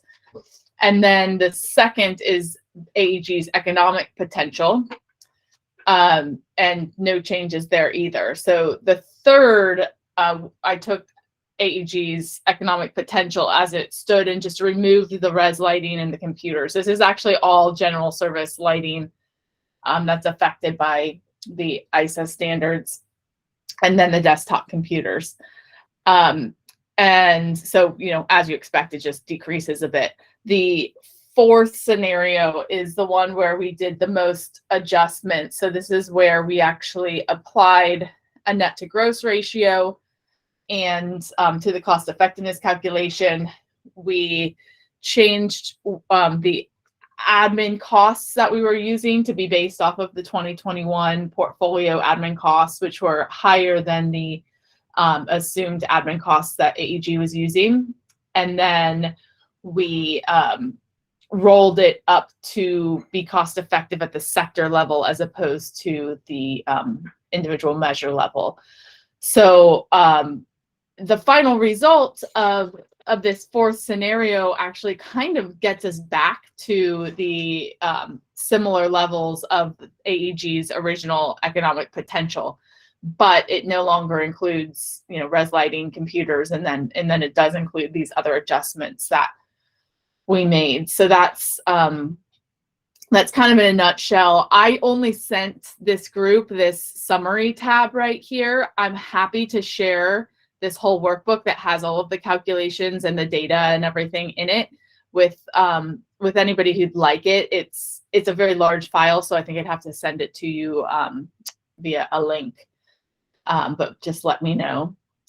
And then down below, this is new in the version that I sent last night, which includes the budgets that are being calculated by scenario. And the biggest change, of course, overall is the technical down to the economic, which we would expect because we're basically removing in all three of these economic scenarios, we're removing most of the measures that are not cost effective. Even in ours, that's, they're not getting included if they have extremely high costs with minimal savings. But it does shift around by segment. So this is splitting out the admin costs and the rebates. And by the way, just one thing to note is that using the different, so basically, and this is a big fudge, right? We're taking the incremental measure cost, which is hard to know what that is anyway, but using the same incremental measure cost as AEG was using, which are in part based on us, in part based on other secondary sources. And we're using the historical ratio of admin cost to incremental costs to calculate ours here, the most recent. And so when we do that change, that doesn't really affect the budgets much because what was in AEG's study rebates, and ours is now admin cost and vice versa. And so the total budget does not really change as a result of that specific adjustment, but it does affect the savings and how you order stuff in the cost effectiveness. And so, as Christine said, the kind of the bottom line, or when I look at this, is that the issues that we had talked about needing to adjust for, when we go make those adjustments, at least for 2024, we end up at roughly back at the same place. When you get out a few more years, then that's not the case. Then you start seeing quite a bit lower potential in those out years. All right. Thank you. We got a couple questions. We'll go Dylan and then Tunde. Thank you, Your Honor. Thank you, Christine and Joe. I'll echo others in saying this is extremely helpful. Mostly just have some clarification questions. So the various sort of stack of tables on the left-hand side, there's you've got it sort of orange highlight, kind of new economic potential. Which of those two new scenarios in the bar charts, Christine, does that correspond to?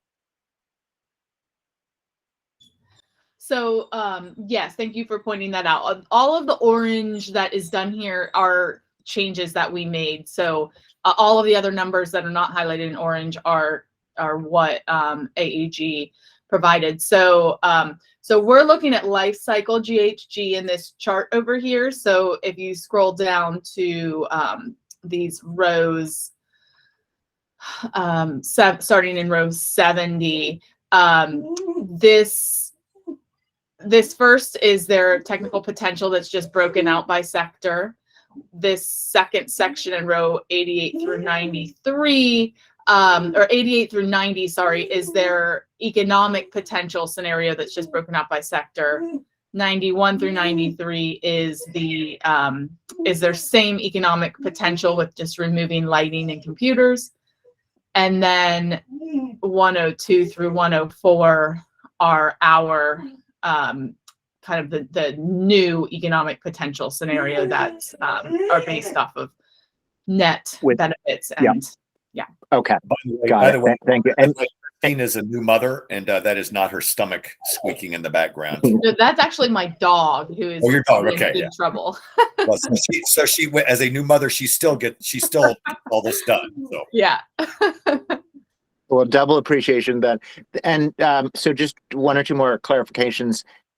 You're doing just energy efficiency in this exercises, right? You're not including well, so on the bar charts, are you including the electrification? I think you haven't modified the electrification estimates, but you are including those in the bar charts? No, it doesn't look like you are. And I just want to be clear on this was just the electrification has been seems still politically charged. And so we have not touched it. So all we're doing here is just the energy efficiency. And did we end up including the DR, Christine? No, it doesn't. It does not include DR either. So it's just energy efficiency in the charts and in all of the orange highlighting as well.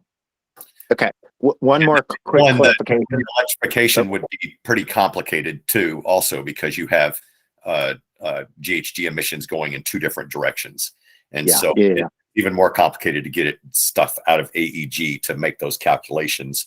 And it just wasn't clear where they were going to be fitting into all this. Yeah. Okay. And for the budget numbers, those are 6-year numbers or 3-year numbers. What are those? Sorry, those are just single year. Those are 2024 only. 2024 numbers. Yeah. Got it. Thanks so much. Mm-hmm. All right. Thank you. Tunde. Thank you, Anna. Thank you, Joe and Christine, for this. I don't know. I know, Joe, we spoke earlier this week, and I don't know if there's been any development from then, but the budget increase looks quite substantial from the current budgets for the economic scenario. I'm wondering if you have an idea of what the maximum achievable scenario, around what ballpark would we be talking about in terms of budgets? Yeah, it's really hard to say, but Christine, were you able to just pull up the percent, the max achievable relative to economic for in AEGs? Yeah, so it was, I believe I calculated about 20%, 19 maybe. Where did I put it? Yeah, I believe it. Well, I don't have the budget. I just have the overall emissions. Yeah. So, yeah. Let me just put that here.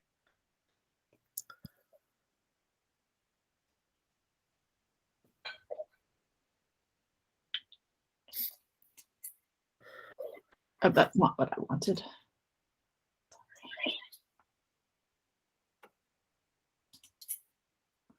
Aren't you a little nervous calculating these things in front of a large audience? I know. So you wanted the maximum potential or the business as usual potential? Both. Yeah. Okay.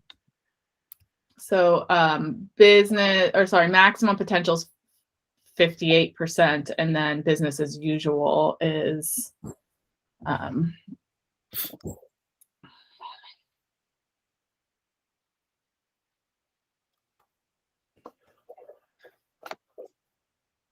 So while she's calculating that, so Tunde, so here would be the big fudge, right? The big wag is we could take that 58%. So AEG's maximum achievable was 58% of their economic. So we could take our economic, our fourth bar there in our chart here, and take 58% of that, and that would be, if I had to give a guess, on the spot, I would say we got, roughly 60% of that bar chart we could get as the max achievable potential. And then the cost of that would be something less than 58% of what we've calculated as our economic budget. So it would be 50, I would say, yeah, it's going to be something less because you're getting lower hanging fruit, right? I mean, so let's say it's 40 something. If I were just ballparking, I'd say, 40% of that budget down there. And so you're at, $1 billion to get your maximum achievable. Okay. Yeah. All right. That's useful information. Thank you, Joe. Okay. And then the business as usual, I'll just restate it. I think the math on that as a big fudge would be, we got 400 million is 1/6 of 2.4 billion or whatever we got there. And so I would say that the savings with a $400 million budget would be, say, a quarter of what we're showing as economic here, that last chart. So I would take a quarter to get with $400 million, you could achieve 1/4 of that bar on the right. Yeah. Thanks, Joe. Yep. All right. Anybody else? Questions or comments about the presentation? Yes, sir. Thank Go you, ahead, Jim. Jim Gravatt on behalf of the Energy Efficiency Advocates. And again, Joe and Christine, thank you. This may be a question that you can't answer. You can answer the first question. So in the sector breakdown, specifically looking at low income, those were designated by AEG. So all you did was break the compiled savings by sector. So low income, that wasn't anything that you did except pull it out of AEG's data. Is that right? Yeah, that's right. So I'm looking at that. And so this is the AEG question, I guess, but it's kind of reflective of how uncomfortable I am with all of this and not your work. But so that low income savings are like 8% of the total residential savings, roughly. And at 200%, there's about 24% of the households in the state are below 200%. So how can a quarter of the households only be able, have 8% of the savings? It seems implausible to me. I know you can't answer it. I'm just making an observation. You already answered the question that you have a responsibility for. Yeah, well, we could try to go sort something out, but we just didn't feel comfortable with numbers on the limited income that we're seeing. Just, not that we were arguing with assumptions or anything. We just didn't understand them enough to go in and do that level of analysis. So, but if that's something, the limited income goal is important enough where maybe that's something Christine could dig around on next week, and we could try to touch base with Eli and others and see if we could work something out there. Yeah, I don't know. I mean, I'd appreciate understanding it more, but I just don't see how. I'm not sure what answer would make sense for why it's only 8%. I could see it not being exactly the same. Yeah, I think I can answer. But even a technical. Yeah, well, some of it is that the low income it's probably based on limited income programs, which are never cost effective, right? And so these analyses are, except the technical, are based on cost effective measures, and so that would explain why they could be a small percentage of other stuff. Plus, you got you do have the issue that Dan raised earlier, where you got other measures from other programs that are feeding into the limited income sector. So that distinction is not, there's been no attempt to go parse out light bulbs going to limited income parties or whatever. This plus, they're only going to be I think you're doing a small percentage of the. Well, I don't know what your percentages were earlier, but you'd want to look at the percentage of the residential, obviously not C&I and res. So, but we could, given the importance of this, I think Christine's working some next week. I'm hopefully not, but I think she could go at least dig around where we could, try to get back to you at least preliminary stuff. And I will promise to at least glance at her stuff, and we'll get Tyler or somebody else to look over it too, if that would help. It's a big question for me, so I do appreciate it, because even on the technical, it's just a fraction of the overall residential. Yeah. Do we have any more meetings, or is Eli or Neil coming into this meeting? Or I don't think they have any more potential study meetings scheduled as of a couple of days ago. They said that they're done until further notice. So, I would recommend that if there are these questions coming from stakeholders, they get a lot of questions from me. And I think to some extent, they're kind of like, who am I to be asking these questions? So I think to the extent that you and others, in this group are asking these questions to them, that they would. By the way, Eli has been very responsive, so I'm not saying they're not responsive. I can see where I would be sick of me by now. Yeah. Well, I'll definitely send them an email, and I'll copy you on it, Joe. Okay. All right. Anybody else? All right, Joe, Christine, thank you very much. Appreciate all your work on that. All right, the last thing that I had was actually something that staff had brought up in their comments that were sent around yesterday. In the second paragraph, they said, for further discussion, we need to lock the Empower-funded greenhouse gas abatement value as the required target for Empower-funded programs. Dan, did you want to say anything more on that intro, or? I guess it's basically saying if we're going to somehow get past this percentage discussion, we're going to have a value that we're going to take a percent of. So, all right. Well, let's assume that we're not going to reach consensus on the percentages. Does that negate the need for discussing this one? Well, I don't know what people have in mind, but I guess as I stated before, and I think I said in yesterday's email, depending where the goal structure falls, you're going to have a narrower interpretation with an 85-15 versus the 80-20 versus 80-20 with a 50% of behind the meter. And I think as you broaden the, let's say, the non behind the meter stuff or non-empower funded stuff, then we could probably look at having a larger absolute goal. But as you narrow that down and make it more focused on empower funded behind the meter or in front of the meter programs, then we probably need to look at having a smaller overall goal. But then again, I put in the fact that once we set that absolute number for the empower funded programs goal, 80%, 85, wherever we fall, I think that should be locked. And if we have additional programs that contribute to the 20% and beyond, I mean, I think that's fine, but I think we should not be taking away, exceeding 20% should not be reducing the 80%. Understood. All right. Dylan and then Tunde.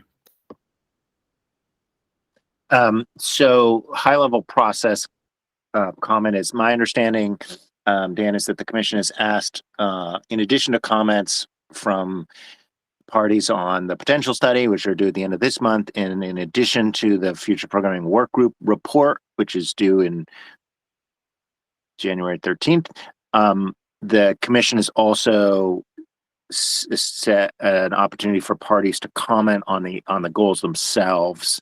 I can't remember if there's a date for that. I have in my head something like January 20th, and that they will hold hearings on that. And so I think that's my understanding of sort of how we sort of go forward, and ultimately the commission is then going to have a couple of sets of comments, go report, and be able to weigh in on what the goal should be, including the numbers, the absolute numbers, as you're pointing out, and the percentages, and ideally some of these key policy questions, like is electrification in or out? So that's kind of my understanding. And to that end, assuming, as Judge McLean suggests, there's not consensus in the next couple of weeks on the goal structure, I think it's going to behoove parties to try and present information in a way that, that could be kind of reconstructed as necessary in order to, make a set of goals that's coherent. And so, for example, I think it's likely that OPC will propose an amount, the size of the behind the meter savings goal as a number, so that if the commission wants to set the percentage in a different way, that they can be making that adjustment along the lines I think your comments are getting at, which I kind of agree with your framing. So I guess my point is I don't think we're going to be able to get to that point by the time this work group report is done, but we will be able to make some comments about those goals, is my understanding. They should certainly correct me if I got the process wrong. Dylan, I think you're correct about as far as the January 20th-ish date for comments on the not the potential study, but the worker report, the future programming worker report that comes from this group. So yeah, I mean, the last time we went through this process, there was non-consensus. There was several, we're at a 2% goal structure now. There was parties that wanted 1, there was parties that wanted 2. Ultimately, the commission came in around the 2% goal, but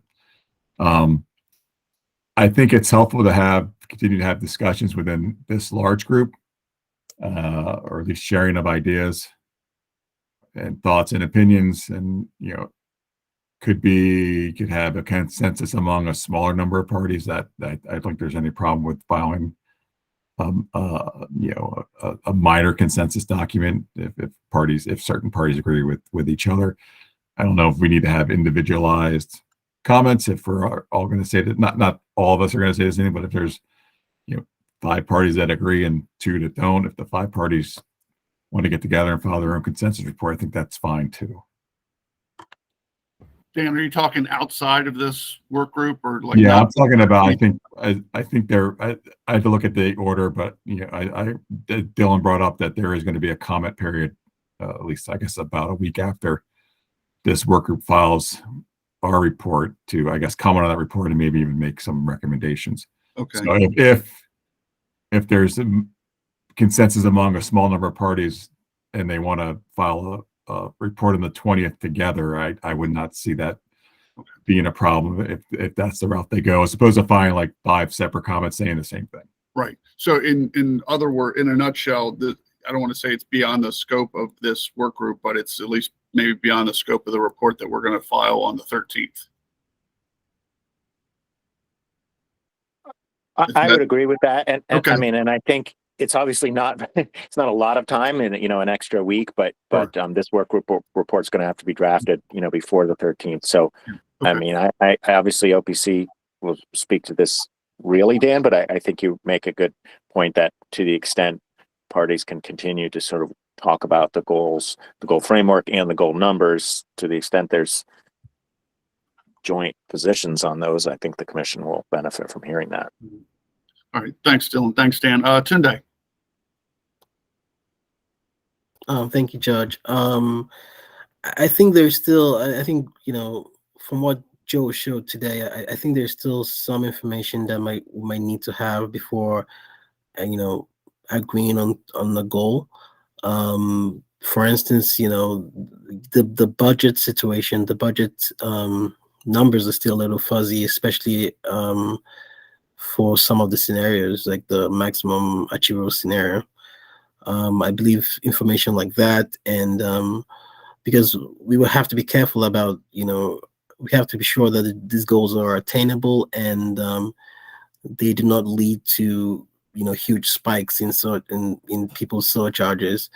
So that information on budget, I think it's critical for us to have, in some form, for us to be able to make that decision as a group, on what the goals should be. And yeah, the study looked primarily on behind the meter resources. So we do not have I mean, with the percentages that we can always what the staff said, we could always project what FTM could be. But I think it's important to know what those budget impacts are going to be, because, I think it's critical, because, it's going to have an effect on surcharge if approved by the commission. So. All right. Thank you, sir. Joe. Yeah, for us to be able to inform stakeholders on this, on the topic of budget and potential, really, right. So the potential study wasn't going to, there's the business as usual case was budget constrained, but none of the others were.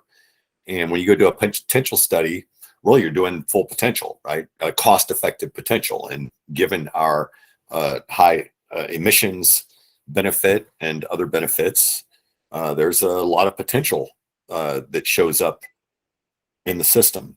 And so if you're then, if you do want to impose a budget constraint for me to be able to help you, and Christine and anybody else on my team, we need to know what you're talking about. We can't, right? If the budget constraint is current budget, then we'll go do a fudge, like I said, on current budget. If it's 600, and by the way, I think we can, there's ways we can get at this and get a little bit more scientific about it. But the other, is it 1.5 times current budget? Is it double current budget? I have no idea, and it matters. And so it's kind of almost pointless for my team to go and just start, invent. In fact, I don't even want to do it, because I don't want to be suggesting that I have a budget number in mind. That's not my job. But if the group tells us, look, we want these different budget scenarios, then we can go try to develop the potential around those scenarios.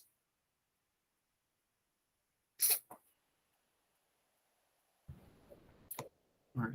Thank you, sir. Any responses or questions for Joe?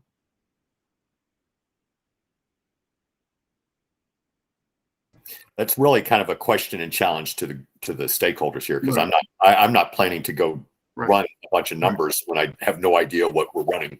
No, it's fair enough. Again, yeah, just looking for any kind of impressions or. Yeah, I don't know how to really respond to that other than, based on the direction of where the state's going with the higher greenhouse gas abatement goals and requirements and moving towards beneficial electrification. I mean, I think I'm saying the obvious here, but budget, the business as usual with current budgets is it's not going to fly. It's not going to. I don't know what it's going to get us at the same budget. I don't think, whether it be in the power surcharge or a distribution rate base, we're going to have increased costs, and I don't have a good feel for how we could. I don't have a good idea right now what those are going to be, and I think there's some studies out there that maybe we need to look at, but honestly, current budgets are not going to be maintained, and we're going to need to go above. We're going to have more budget moving forward. Can I, before others jump in, I'm sorry, can I cut in line real quick? Sure. Judge, Go ahead. I guess since I already have. One possible option would be to cap the cost effectiveness, right? So you always got, these kind of analyses are always full of noise and slop and all that stuff. And so you could say we're going to err on the side of being conservative for the commission and making sure that these are cost effective, and go and require that they be 100 and, that the benefit cost for the portfolio be 1.25, right? And that's where you stop adding program or something like that. So that gives some cushion for where the analyses are, faulty or whatever. And it's, I would call it conservative in the sense that it's conservative relative to budgets. It may not be conservative relative to climate change, which may, you may be willing to pay a lot more money for climate emissions reductions. But that would be one possibility that would at least, maybe people could gather around. All right, thank you, sir. We've got Garrett and then Tunde. Thanks, Judge. Well, yeah, and Joe, just to that point, I mean, so as we look at our climate strategy, we have similar climate goals in Montgomery County, of course, that have been adopted now at the state level and have done degrees of analysis of, how do you get there? And the goals are huge, and we're going to have to do just about everything. And you got to throw the whole kitchen sink in here. So when we're thinking about this, it sure feels like we should not be constraining Empower to only do really cost-effective things. Empower is we're going to have to get to pretty deep energy savings across a whole lot of the building stock, right? And the only way to get there, it would make a lot of sense to get there by leveraging this thing that we have built in the form of Empower. That's going to be a more cost-effective approach to get to the societal goals than let's do things under Empower that meet a pretty high level of cost effectiveness, and then go stand up some other state programs altogether that do that, that also are aiming to end up doing energy efficiency and electrification of existing buildings. Just doesn't make sense. It's going to make a lot of sense. So it's uncomfortable for Empower, because in my mind, the thing that makes the most sense from a bigger picture is to ramp up Empower, to increase the scale and the scope, and to leverage all this infrastructure that we've built and all that we've learned through the delivery of this. But it means that the Empowered portfolio should indeed become less cost effective overall than it maybe has been. The budget should go up, the surcharge should go up, and all of those things to me can actually be good things, because they would end up causing less increased costs to customers than whatever other approach the state might end up needing to use to try to go into these same kinds of buildings and do the same kinds of things. So in the analysis that we would do, our hope is that we wouldn't constrain it to just looking at a high level of cost effectiveness, but that we're helping all of us understand the overall budget and the overall cost effectiveness of these bigger picture scenarios of what would be involved in achieving all of the technical potential. Because ultimately we're going to have to probably do things on that order of magnitude, on that scale. So some scenarios between business as usual all the way up to going after the full technical potential, I think are really necessary for us to understand how this could play out and to make smart choices with the bigger picture in mind, beyond even just the thinking about Empower the way we've traditionally thought about it. Thanks. All right, thank you, sir. Tunde. Thank you, Your Honor. This is Tunde from MEA. The direction of the state shows that we're gonna need a lot more higher budget. We're gonna need a lot more resources going towards electrification and greenhouse gas abatement and all of that. I wonder if it's gonna be a useful exercise, because these things still have costs. I wonder if it's gonna be a useful exercise to in the work group to discuss whether or not to have limits on what the budget could be. That's my question.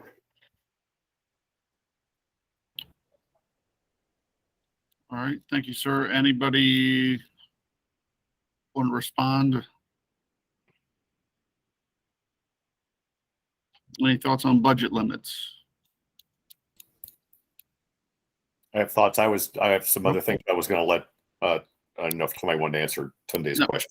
Go ahead. Let's hear it, Joe. So we're developing budget numbers. So you got those, Tunde. And so you could just say, here's the potential, based on these assumptions, and this is how much it's going to cost to achieve that. And you'll know that you're, as Garrett, is suggesting, you're not going to be overachieving in terms of what's likely needed and what has been, legislated and even the commission direction. So, that is certainly something, that we already have and can be used and reported out on. The challenge with these things is people get sticker shock, and then they're going, well, geez, I'm not spending all that money for this. And then they don't want to do anything, so that's one risk, right? But that's maybe a risk for the commission and the legislature to decide. To Garrett's point about I just want to make sure, Garrett, that you're aware that our cost effectiveness here is portfolio sector level. So there are a lot of measures in these portfolios right now, or in these potential study portfolios, that are not cost effective. Many measures that are not cost effective. It's just cost effective in some. And so the net benefit for many of the measures that are included in this potential are negative, but we've added them up until they exactly equal all the positive net benefits. And then one other observation, I think for you, Garrett, maybe when we're talking about there being other, if you don't go do the efficiency, you're going to have to go do it through other things and stand up other programs, and maybe more cost-effective less cost-effective actions if you don't do them on the Empower side. I wish that we could look at all opportunities side by side, not just efficiency, not just electrification, but everything that's out there, including nukes or whatever, counting the waste and doing all the full analysis. And so you put everything side by side and then make decisions. If you did, I think the math on that is, can you achieve basically the Empower cost effectiveness structure is set up so we're basically saying for 9 cents a kilowatt hour, you can get the emissions and CO2. It's actually in our system, it would be half, really. So 5 cents a kilowatt hour to reduce the GHG. So that would be so we have ways that if you had other things that could be done out there, that it would be pretty readily comparable to Empower and our Empower cost effectiveness assumptions based on that our GHG benefit number. And so those are things that can be done, but that's not kind of not how the policy is done here. Or anywhere really. It's not really comparing holistically across the whole energy system, and people care about that budget and that sticker shock. So again, going back to it, this all just kind of underscores, you give me some numbers and I can give you whatever you want, ranging, and we can bracket it or whatever. But if the work group can decide on, those 5 things or 3 things or whatever, we'll go do the calcs. I'm sorry, one other thing, just, one possibility too. I'm just throwing stuff at the wall to kind of help people think through this and how you present it and what you want to report on, but would be to, I know Chris and others at MDE are, sending me emails now and stuff. One possibility would be to talk to them about, what their cost per ton of emissions reduction is for other types of activities, and see that we're, that would give you some sort of idea, Garrett, whether we're vastly under utilizing Empower. That makes sense. Did I just confuse everybody? I'm sorry if I did. No, you're good, Joe. Anybody want to respond? This is Garrett. Just real Go quick. ahead, sir. I think that makes a lot of sense, Joe. And ultimately, the GHG reduction strategy for the state that MDE is developing right now, I'm sure will do their best to try to look at costs and cost effectiveness of a lot of other things. I think we've all seen plenty that we know that when you think about the portfolio of all the things the state will need to do to hit the kinds of GHG reduction goals, society-wide GHG reduction goals we need to hit, the energy efficiency work that we're talking about here in buildings is far more cost effective. Even the things that are relatively not so cost effective that we do in buildings tend to be a lot more cost effective than a lot of the other things that we will also have to do to hit the really big goals. So I think if we take the state's climate goal seriously, and if, especially if the legislature looks at Empower as this is the big primary tool we have to deal with buildings, it probably changes the way we think about cost effectiveness in what we're doing with Empower, and we probably continue to scale things up. I appreciate the analysis you've done. All right, thanks, Garrett. Ed. Yes, Edward for ACEEE.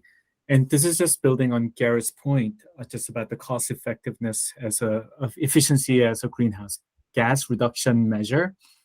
And so I think this is a point where the behind the measure discussion versus sort of other traditional behind the measure discussion versus other types of measures become really important.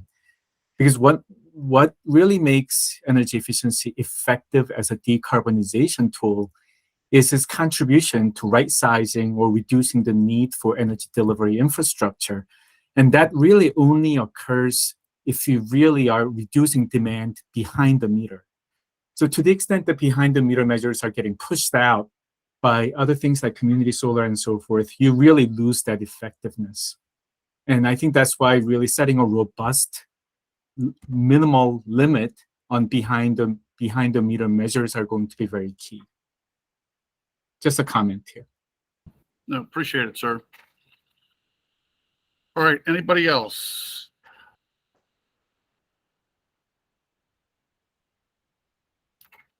All right. So next steps. Given where we are, obviously we're going to meet on the 5th, and we're going to look for comments on some proposals, some more specific proposals for DHCD.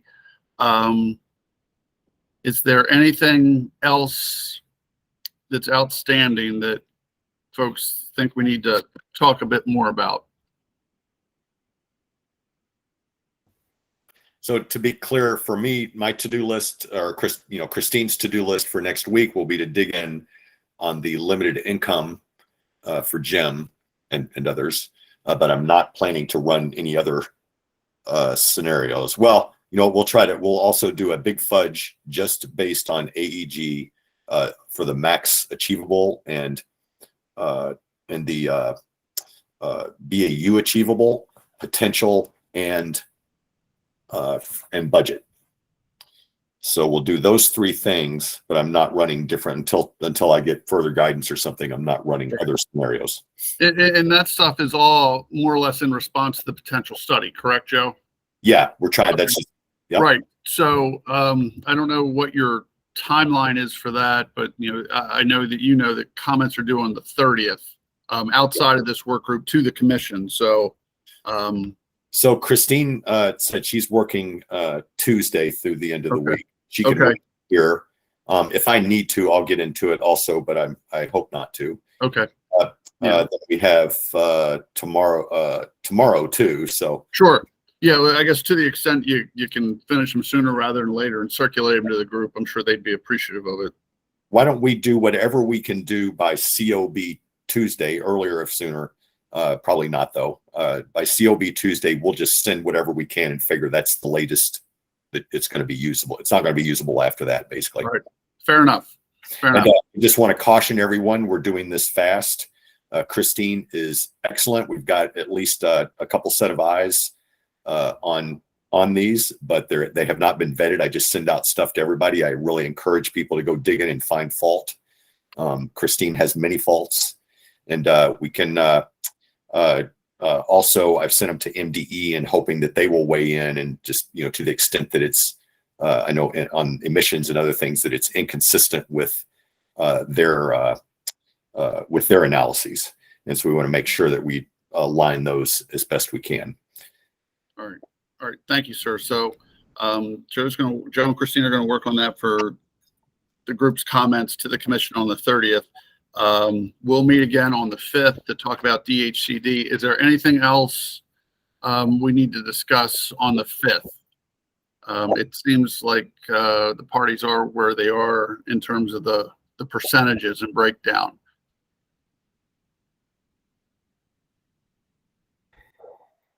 Go ahead, Tunde.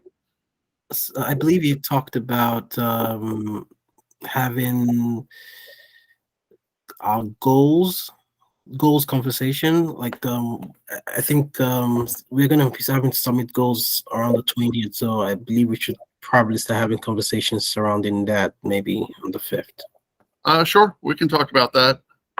I mean, I'm happy to be here. I know I think it's a little bit beyond. I guess the commission's order for this limited for this work group, but we can certainly talk about that as well. Okay, thank you. Sure. Go ahead, Joe. I'm sorry. So actually, this is all these things are related to the goal number, I think, not to the structure that I'm talking about. So maybe we don't have quite the urgency on our end over the holidays. Am I, Jim, are you okay if people got this stuff, late next week or, even early, the first week of January, would that be up? Let's see, it needs to be you need to have it in time for the 13th. So early in the first week of January, would that be timely for everybody? Well, so is this more for the comments that are due on the 20th?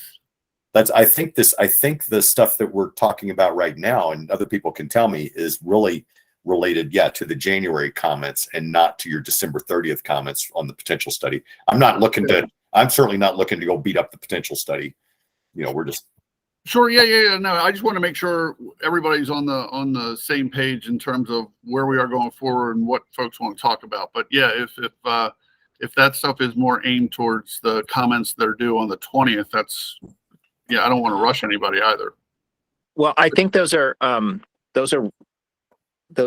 any findings about the low income savings potential, if that's what you're asking about, Joe, is certainly relevant to goal setting, but frankly, we're going to comment on that, I think, in the potential study comments as well. I mean, that's a really important part of that study. And like Jim, we were sort of perturbed by the very low estimates of low income savings potential. So that's certainly it's a pretty broad comment, but that's a comment that's likely to get into our comments on the potential study. So any additional insights on that would be relevant. But I'm not going to try and make work for anybody, in the last week of December. But I do think it's relevant. Yeah, it's not just Christine and my schedule. It's also we're going to have to get Eli. I'm not sure what Eli's schedule is either. So that he's a necessary component of that. So we will do our best to give you whatever we have Tuesday COB, but just not making big promises right now. But we'll have all things on our list for first week of January, if not next week. I'm aiming for myself. The stuff that you and Christine, presented today is helpful. We've been having to draft our comments, even just trying to do some of that on my own. So I think you're just anything you kind of add to that just sort of helps, round out the data set. But we're not going to be waiting dependent on that. Dylan, Christine is steeped in the data now. So if you have specific requests that would help you with your filing, or anybody else, don't hesitate to let us know, and we'll just tell you if we can or can't. Yep. Okay. Thank you. All right. Thanks for that clarification, Joe. Again, is there anything that we need to talk about? We can talk about some goals for the 20th, in relation to the 20th filing on the 5th. Talk about DHCD. Anything else that we're missing in terms of the report that's got to be filed on the 13th?